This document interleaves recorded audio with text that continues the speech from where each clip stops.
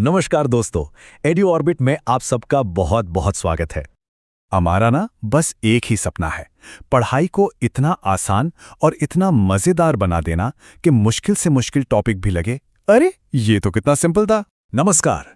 पता है हमारी दुनिया में ना लगभग हर चीज किसी ना किसी चीज के साथ मिली हुई है, एक तरह का मिक्सचर है। तो आज हम क्या करने वाले हैं, हम बनेंगे रोजमर्रा के जासूस और पता लगाएंगे कि इन मिक्सचर्स को, इन मिश्रणों को अलग कैसे किया जाता है। तो एक मजेदार साइंटिफिक सफर के लिए तैयार हैं? चलिए शुरू करते हैं। अरे ये तो सबने किया होगा। याद है कभी कभी दाल में से छोटा सा कंकड़ निकाल देते हैं या फिर पोहे में से वो तीखी वाली मिर्च हटा देते हैं जो पसंद नहीं।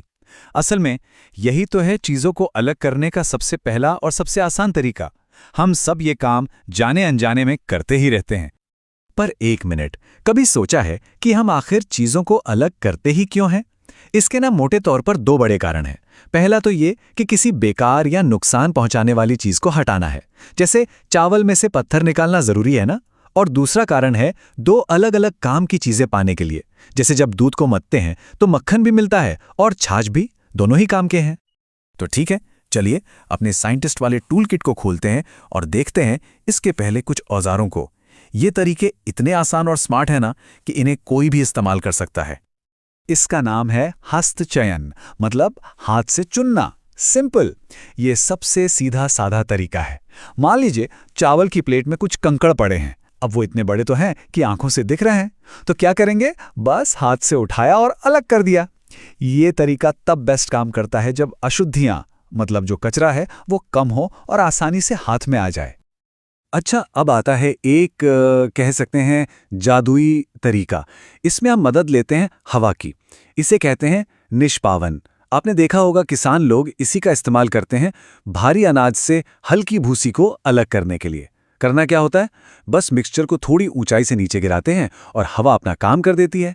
हल्की वाली भूसी उड़कर दूर चली जाती है और भारी अनाज का ढेर सीधा नीचे बन जाता है। कितना स्मार्ट है। अब सोचिए, अगर हमें ऐसी चीजों को अलग करना हो जिनके साइज अलग अलग हैं, जैसे आटे में से चोकर को अलग करना है, तब क्या? यहीं पर काम आती है चालन विधि, यानी सीधी सीधी भाषा में छानना। इसमें एक छलनी होती है, उसके छोटे छोटे छेद बारीक आटे को तो नीचे जाने देते हैं, पर मोटे कण ऊपर ही अटक जाते हैं। अरे कंस्ट्रक्शन साइट पर भी तो देखा होगा, मजदूर बड़ी बड़ी छलनियों से रेत छानकर कंकड़ पत्थर अलग करते हैं। वही चीज है। तो ठीक है, हाथ से चुनना, हवा से उड़ाना और छानना, ये सब तो सूखे मिक्सचर्स के लिए हो गया। पर तब क्या करेंगे जब मिक्सचर गीला हो, मतलब जब चीजें पानी में मिली हो? चलिए अब इस गीली पहेली को सुलझाते हैं। अच्छा, एक सिचुएशन सोचिए। घर में चावल या दाल पकाने से पहले धोते हैं ना, जब हम उसमें पानी डालते हैं तो क्या होता है? धूल और मिट्टी जैसे जो भारी कण होते हैं, जो पानी में घुलते नहीं, वो धीरे धीरे बर्तन में नीचे बैठ जाते हैं। बस यही है उन्हें अलग करने का हमारा पहला स्टेप। अब इस प्रोसेस के ना दो हिस्से हैं और दोनों के बड़े मजेदार साइंटिफिक नाम है। तो जब वो भारी कण नीचे जाकर बैठ जाते हैं, इस बैठने को कहते हैं अवसादन। और फिर जब हम उस कचरे को बिना हिलाए ऊपर से साफ पानी को धीरे धीरे दूसरे बर्तन में निकाल लेते हैं, उसे कहते हैं निस्तारण। तो ये एक 2 स्टेप प्रोसेस है। कितना कमाल का तरीका है। लेकिन एक प्रॉब्लम है, कभी कभी गंदगी इतनी बारीक होती है कि वो आसानी से नीचे बैठती ही नहीं, या फिर जब हम पानी निकालते हैं तो वो साथ में ही बह जाती है, जैसे गंदे पानी में बहुत ही महीन मिट्टी के कण। ऐसी सिचुएशन के लिए हमें एक अलग टूल की जरूरत पड़ती है और इसका जवाब है निस्यंदन, या जिसे हम कहते हैं फिल्ट्रेशन। अरे याद है शुरू में चाय की छन्नी की बात की थी, वो एक परफेक्ट फिल्टर है। फिल्टर को आप एक गेट कीपर की तरह समझ सकते हैं, जो अपने छोटे छोटे छेदों से लिक्विड को तो जाने देता है, लेकिन ठोस चीजों को रोक लेता है। चाहे चाय से चाय पत्ती हो या जूस से उसका पल्प, सब इसी तरीके से अलग होते हैं। ओके, अब आती है असली चुनौती। देखिए, अब तक हमने उन चीजों को अलग किया जिन्हें हम देख सकते थे या जो पानी में घुलती नहीं थीं, पर तब क्या होगा जब कोई चीज पानी में पूरी तरह घुल जाए और गायब भी हो जाए, जैसे पानी में नमक? अब उसे कैसे अलग करेंगे? तो चलिए अब अपने साइंटिस्ट वाले टूल किट के सबसे एडवांस्ड हिस्से की तरफ बढ़ते हैं। ये टेक्निक्स हमें उन मिक्सचर्स को भी अलग करने में मदद करेंगी जिनमें एक चीज ऐसा लगता है कि पूरी तरह से गायब ही हो गई है। इसका हल है वाष्पन, यानी एवेपोरेशन।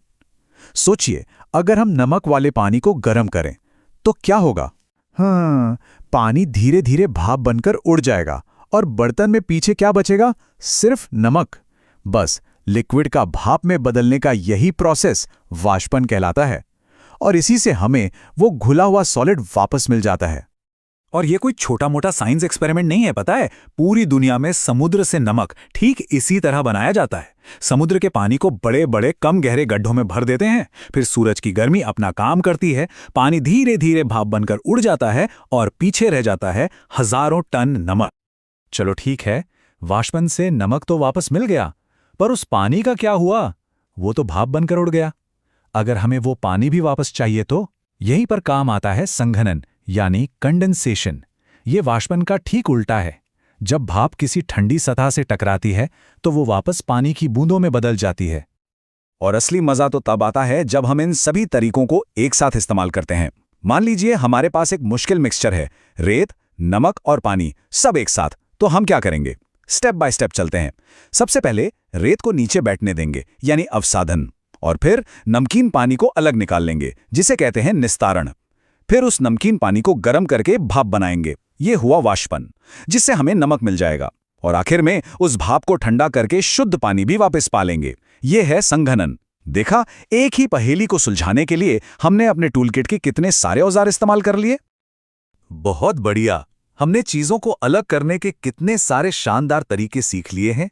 तो चलिए एक बार फटाफट अपने टूलकिट पर नजर डालते हैं और फिर एक मजेदार सवाल के साथ इसे खत्म करते हैं।